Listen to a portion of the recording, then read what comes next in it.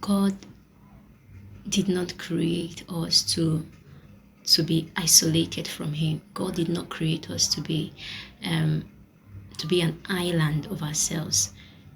I believe that the major reason God created us was for fellowship. He created us to be to depend on him, to totally depend on him, and to have fellowship with him. So, most of us these days, we have been so much consumed by what our strength has been able to achieve. We have been so consumed by our ability. We think we have been, because we have this kind of wisdom that has given us access to this earthly possession. So we think that is all about life. But I strongly believe that even if we have all these things, God still wants us to know that all the things that we have wasn't because of our own strength, wasn't because we can achieve all these things by our own ability. He wants us to see that everything that we have was given to us by him, including the wisdom we use to make wealth, including the ideas that we have, including the strength that we have to pursue whatsoever we are pursuing in life.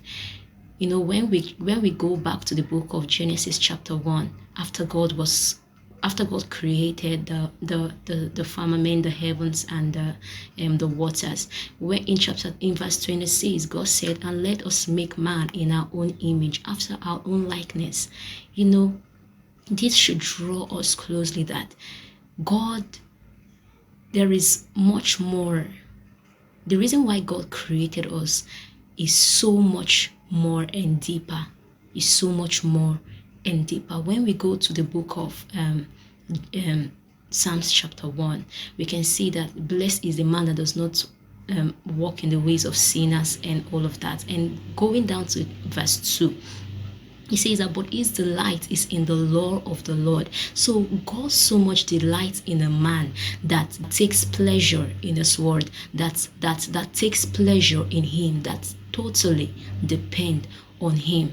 God so much takes delight in that man that have come to understand that whatsoever he has achieved, regardless of his strength and ability to achieve those things, he in the midst of these things, this man is able to see that whatsoever he has achieved was gotten from God, was only from God. Now let us write down to what God said in the book of Jeremiah chapter 9 verse 23. And God said, "Thus saith the Lord, let not the wise man glory in his wisdom, neither let the mighty man glory in his might, let not the rich man glory in his riches, but let him that glorieth in this, that he understandeth and knoweth me, that I am the Lord which exercises loving kindness, judgment, and righteousness in the earth. For in these things I delight." So God did not create us to be an island of ourselves. He did not create us to be alone. He created man to be an independent being. There is a particular void in us which nothing else can fill, but only God. And if God doesn't fill that, we can never live a fulfilling life. Now, the only way man, you and I, can live a purposeful and fulfilling life is when we live that life in God. It is when we come to understand that without God, we are nothing. No matter what we can achieve, no matter what we have gotten in this world, they can never give us the peace. They can never give us internal rest, which we can find in Christ and in God alone.